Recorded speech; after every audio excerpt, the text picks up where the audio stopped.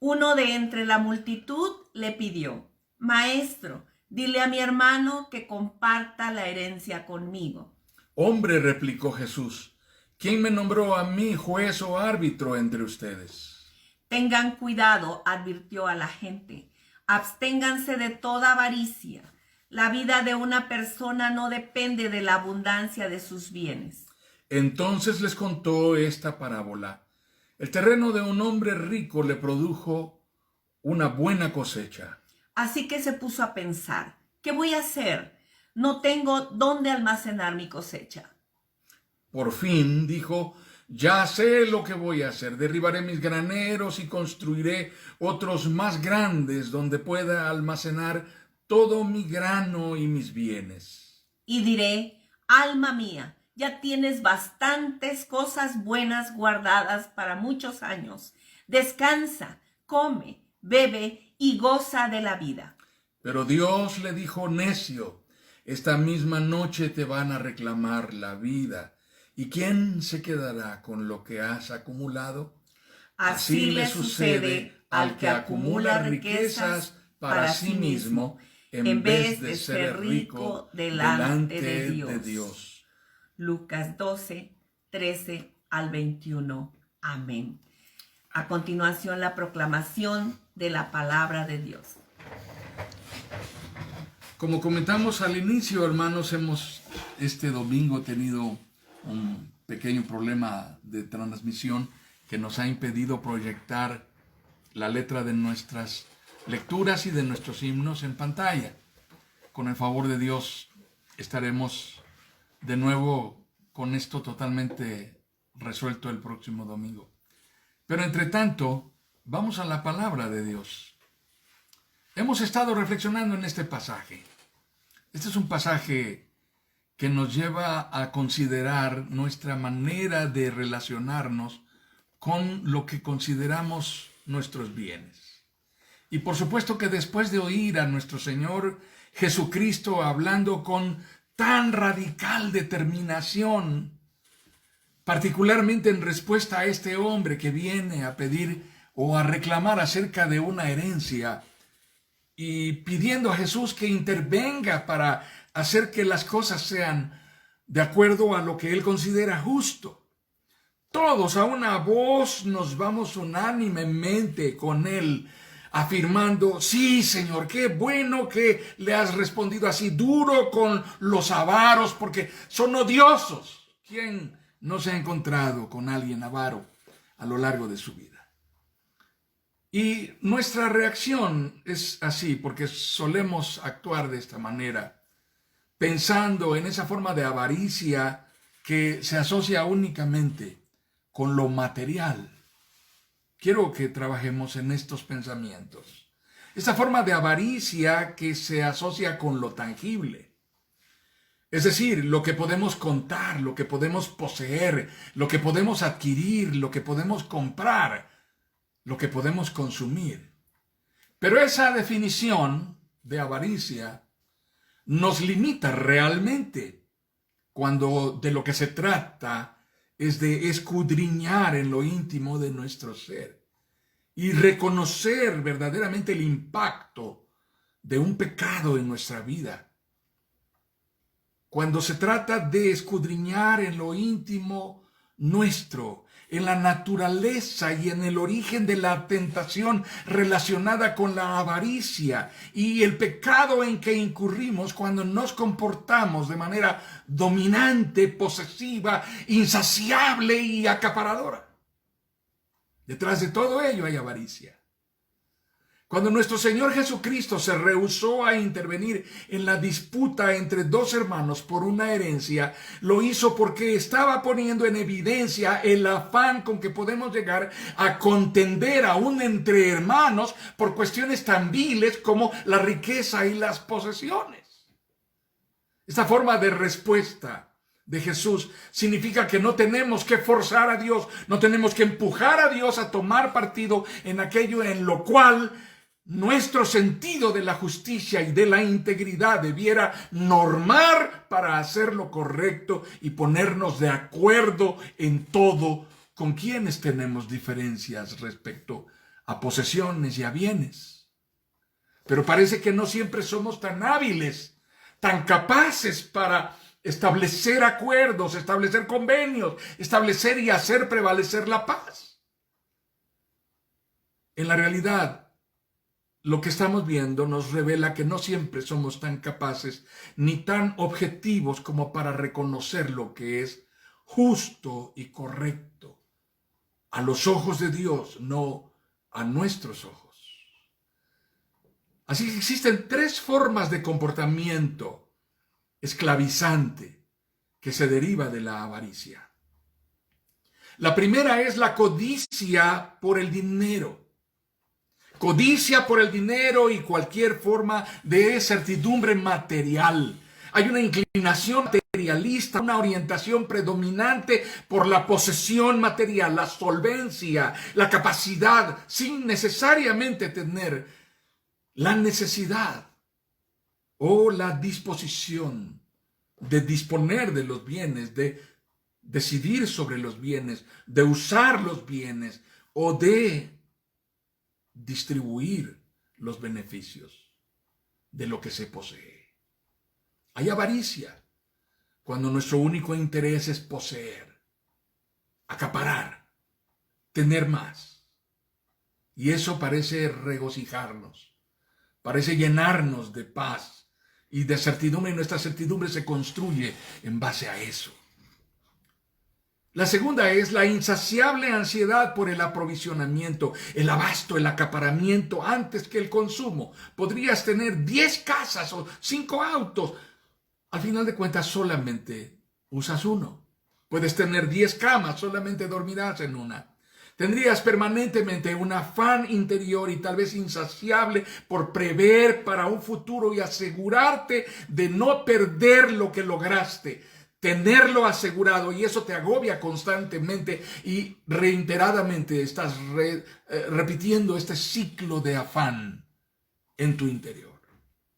En tercer lugar está el ejercicio del poder como un mecanismo de control. Esto es común en los juegos que están diseñados y dirigidos a enseñarnos a usar el pensamiento lógico, estratégico, el manejo de trucos de negociación. Finalmente, todo se trata de encontrar el punto clave para lograr despojar a los demás de sus beneficios para tener nosotros el dominio. Hay juegos que incluso en su propio nombre determina lo que significa jugar esto. Exactamente eso sucede en la vida.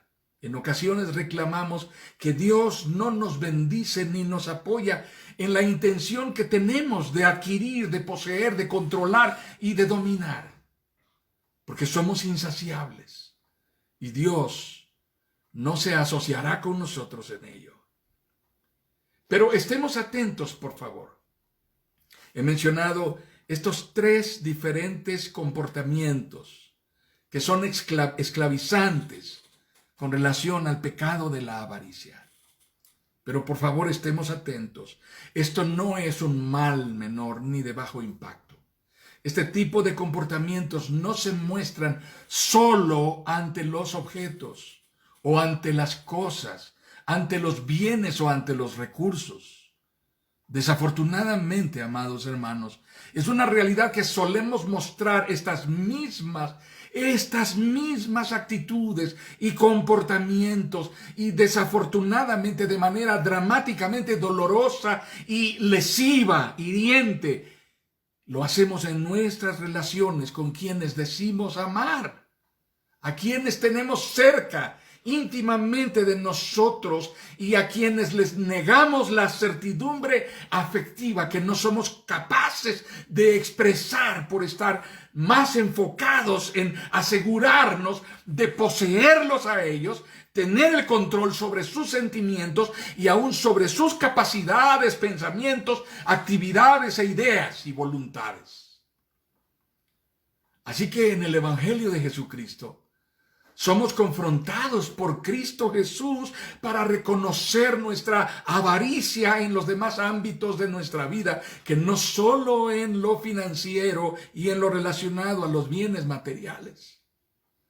Si estamos siendo avaros, Debemos saberlo reconocer y darnos cuenta. Y sí, amados, estamos siendo avaros cuando nos rehusamos a darlo todo en nuestras relaciones más estrechas y cercanas. En nuestra manera de comunicar certidumbre afectiva, la forma de expresar compromiso y sentido de pertenencia a quienes decimos amar. Lo hacemos al dar una pobre respuesta a las asignaturas y a los roles típicos que nos corresponden en familia y con los seres que amamos. La negligencia, la desidia, la dejadez, el abandono y la mezquindad son evidencia de una actitud avariciosa. En el fondo, nos estamos reservando algo que sentimos que nos pertenece y no permitimos que nadie invada, ni toque, ni posea, ni domine, ni controle. Quienes tratan con nosotros resultan finalmente lastimados. Experimentan un déficit permanente de certidumbre del afecto que decimos tener hacia ellos. Es posible que el ambiente de mezquindad en el que nosotros crecimos cuando éramos niños, nos mostró a forzarnos y a mostrarnos egoístas. A mostrarnos egoístas, retraídos, posesivos y aún dominantes. En algunas circunstancias, hasta abusivos. ¿Cuán generosos podríamos mostrarnos con aquellos a los que más amamos, para darles lo que esperan de nosotros y que está en nuestra capacidad darles? Y aún así les negamos nuestra generosidad. Estando en la capacidad de dárselos, se los negamos solo porque desde dentro de nosotros algo nos impide rendirnos en liberalidad y en generosidad. Detrás de todo esto hay un afán de no soltar, no dejar ir lo que sentimos nuestro. La avaricia es esto, lo que nos pertenece, lo que consideramos nuestra propiedad y no estamos dispuestos a compartir o a ceder para nadie. Hay una mezquindad que surge de nuestro interior cuando nos negamos a asumir responsabilidades naturales en la paternidad, por ejemplo. No es posible que estemos gastando nuestros recursos en cosas vanas y no tengamos el cuidado de invertirlas en aquellos a los que decimos amar. En nuestra condición de hijos o hermanos, caemos en ello porque sentimos que al ser generosos y al darnos o al rendirnos, estamos experimentando pérdida con nuestros padres, con la gente que tenemos cerca. En nuestro interior algo nos agobia diciendo: esto es en tu perjuicio, no sueltes, esto es en tu quebranto, no dejes ir. La avaricia es así. Consideremos que en el fondo lo que estamos mostrando se llama avaricia emocional, que mostramos al amar de manera miserable, si a esa forma de amar se le puede llamar amor. Amar pobremente, amar sin rendición, amar sin generosidad. Esta manera de amar significa no amar. Es dar afecto con limitaciones, con medida, una manera de amar, entre comillas, que no muestra equidad ni justicia. Solamente está evidenciando que para mí los demás son inferiores, no merecen ser amados de la manera en que yo amerito ser amado. Es finalmente una forma de apego, expresado más con el afán de posesión y de dominio, un afecto utilitario y con un interés oculto, subliminal. El verdadero amor no es así en ninguna forma. El verdadero amor, amados hermanos, desde la Escritura misma, el verdadero amor es un reflejo de la gracia y la misericordia de Dios. El verdadero amor es una revelación de la naturaleza de Dios. Ninguna forma de apego mezquino puede ser en ninguna manera una manifestación de un amor derivado de la gracia, de la bondad, la misericordia y la compasión de un Dios justo y magnánimo. ¿Cómo padres pueden echar a sus hijos de la casa cuando Dios a ellos les ha perdonado cosas indecibles? ¿Cómo puedes cerrar tu corazón y bloquearlo para reconciliarte? Cuando no hay la capacidad de amar hasta allí, la madurez de nuestro amor es incapaz de mostrar quién es el Dios en el que hemos creído. Porque el verdadero amor es un reflejo de la naturaleza de Dios, de su gracia, de su carácter de misericordia y de bondad. Pero aún más grave, lo más grave en toda esta manera de apego es que no solo tratamos así, de esta forma, a las personas, con esta forma de avaricia emocional que se revela en negarnos a darlo todo. Amados hermanos, también tratamos así a Dios. Tratamos así a Dios, nos mostramos indiferentes, mezquinos, desinteresados, miserables para con quien nos creó, nos sustentó y nos lo ha dado todo al pagar el más costoso rescate por lo que estaba perdido. Ser mezquinos para con Dios. ¿Puedes imaginar siquiera eso? Es el extremo de la mezquindad. Ser mezquinos para con Dios es la expresión más reveladora de nuestra avaricia como motivación dominante para buscar a otros y para buscarlo a Él. ¿Qué nos mueve para buscar a Dios desde esta actitud mezquina? Vamos a las relaciones con los demás y a la relación con Dios, movidos por los intereses que nosotros nos hemos creado y con las expectativas que no dejaremos saber a los demás. Saben, en la Biblia está retratada esta escena, este cuadro impactante. Era alrededor del año 400, entre el año 400 y 450 antes de Cristo. Los deportados a Babilonia habían vuelto, la ciudad había sido reconstruida y el templo estaba de nuevo en el proceso de ser restaurado. Había sido restituido el sacerdocio.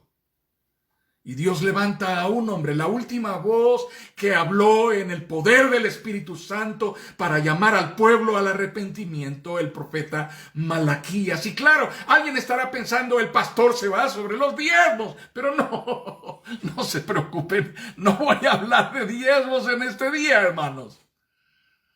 No. Yo sé que muchos están siempre predispuestos a que en una predicación se hable de dinero, y para mí un factor definitorio en mi ministerio ha sido que me rehúso a predicar para pedir dinero, porque cuando la gente no tiene un corazón generoso y liberal para ofrendar y agradar a Dios y honrarle, no solo con su vida, sino con sus bienes y con todo lo que es, sus relaciones, sus influencias, sus habilidades, sus capacidades, como lo describe Proverbios capítulo 3. Predicar sermones y más sermones y más sermones sobre la ofrenda y sobre los diezmos es totalmente inútil. Las iglesias se vacían, me ha tocado verlo y vivirlo. Así que nada puede mover a alguien para ser generoso más que el poder del Espíritu Santo. Pero Malaquías predicó. ¿Y saben cuál fue el asunto acerca del cual Malaquías enfatizó tan clara y puntualmente su mensaje enviado por Dios? Fue particularmente para condenar al sacerdocio. La mezquindad del sacerdocio que había sido restaurado en la época del posexilio, al retorno de la cautividad de Babilonia.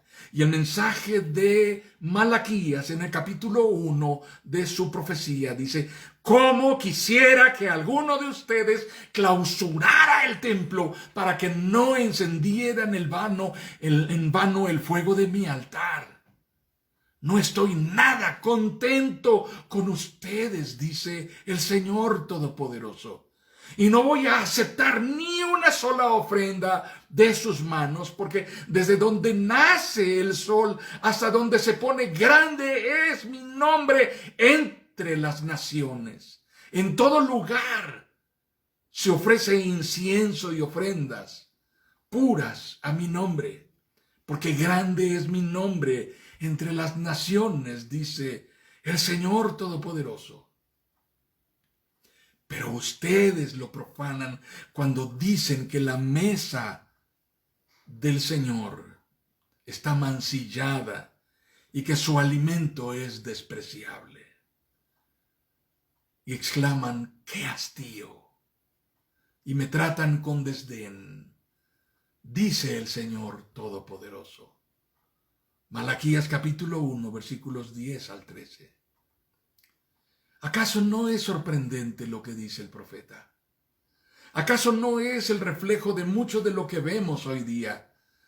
¿Cuánta gente está participando de su comunión congregacional, de su vida comunitaria en la fe, con tanto desdén, con tanta indiferencia, con tanta indolencia, con tanta negligencia, como menospreciando el altar de Dios, aunque no estén en el templo? Porque Dios sigue siendo adorado, Dios sigue siendo exaltado. ¿O acaso ha dejado de ser Dios? ¿Cómo es posible entonces? ¿Qué es lo que en tu mente te hace pensar que puedes venir delante de Dios y decir que adoras cuando lo haces con menosprecio? De manera miserable, de manera mezquina.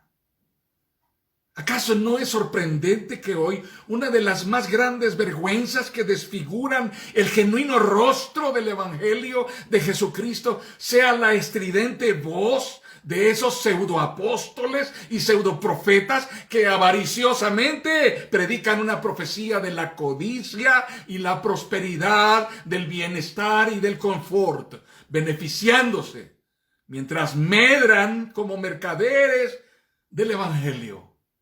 A través de redes virtuales, a través de los canales de televisión y con un despliegue de recursos, con el soporte de multitudes que van tras ellos engañados y creyendo una versión amputada del verdadero evangelio de la cruz de Cristo. Sirviéndose solo a sí mismos, viviendo para su propio vientre y no para Dios. Amados hermanos, ¿cómo transforma Dios nuestro corazón mezquino? ¿Cómo transforma Dios un corazón enfocado en un estilo de vida caracterizado por la avaricia? ¿Cómo transforma Dios un corazón indolente, indiferente, que menosprecia el altar? ¿Cómo transforma Dios un corazón dominado por el afán y la ansiedad? Recuerdo entonces Lucas capítulo 19, la narración impresionante del Evangelio. Hay un hombre subido en un árbol, es demasiado pequeño como para ver a Jesús en la multitud y tiene un anhelo, conocerlo. Entonces ahí está, arriba del árbol esperando a que Jesús pase. Y cuando sucede esto, la historia dice, llegando al lugar, Jesús miró hacia arriba y le dijo, Zaqueo, baja enseguida. Tengo que quedarme hoy en tu casa. Así que se apresuró a bajar y muy contento recibió a Jesús en su casa. Al ver esto, todos empezaron a murmurar. Ha ido a hospedarse con un pecador. Pero Zaqueo dijo resueltamente, mira, Señor, ahora mismo voy a dar a los pobres la mitad de mis bienes. Y si en algo he defraudado a alguien, le devolveré 4 veces la cantidad que sea. Hoy ha llegado la salvación a esta casa, le dijo Jesús, ya que este también es hijo de Abraham, porque el Hijo del Hombre vino a buscar y a salvar lo que se había perdido. Qué impresionante historia. ¿Creen ustedes que Zaqueo era un hombre honrado? No, Zaqueo fue movido por el Espíritu Santo a reconocer públicamente que había robado y a comprometerse a devolver lo robado.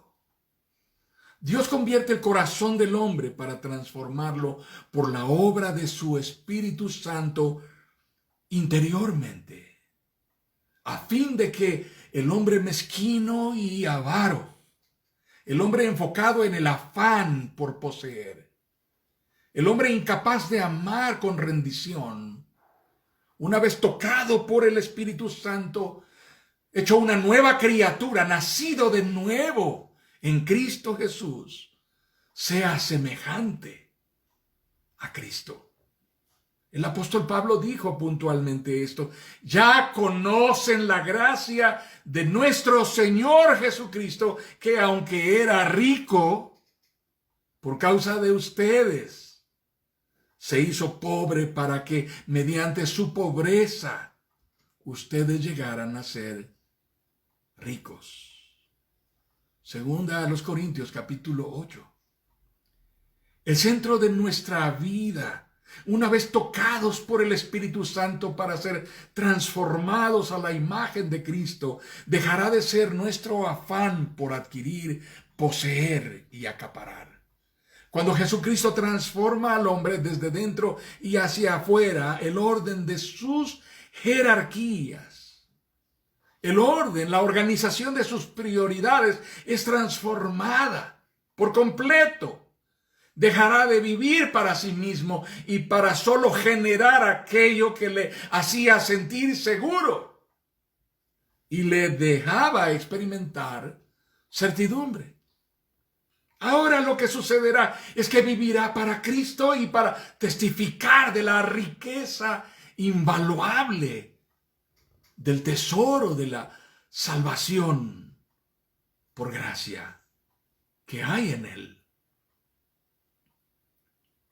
Amados hermanos, si algo nos ha enseñado esta pandemia, es que todos, no unos, no otros, no los blancos, no los negros, no los amarillos, no los flacos, ni los gordos, ni los altos, ni los bajitos, no los de oriente, ni los de occidente, no los del norte o los del sur, todos por completo, no los ricos o los pobres, todos absolutamente estamos en el riesgo de tener que dejarlo todo en cualquier instante, sin haberlo planeado demasiado. Así que es el tiempo de dejar de vivir movidos por el afán y la ansiedad que mueven al mundo como un reloj que tiene una cuerda que lo empuja. Comencemos a vivir para Cristo, comencemos a vivir por fe, dependiendo de su misericordia, de su providencia, de su fidelidad, de su misericordia. Ejercitémonos en vivir por la gracia de Dios. Porque ninguno de nosotros vive para sí mismo, ni tampoco muere para sí. Si vivimos, amados hermanos, para el Señor vivimos. Y si morimos, para el Señor morimos. Así pues, sea que vivamos o que muramos, del Señor somos. Romanos 14, 7 y 8. Del Señor somos.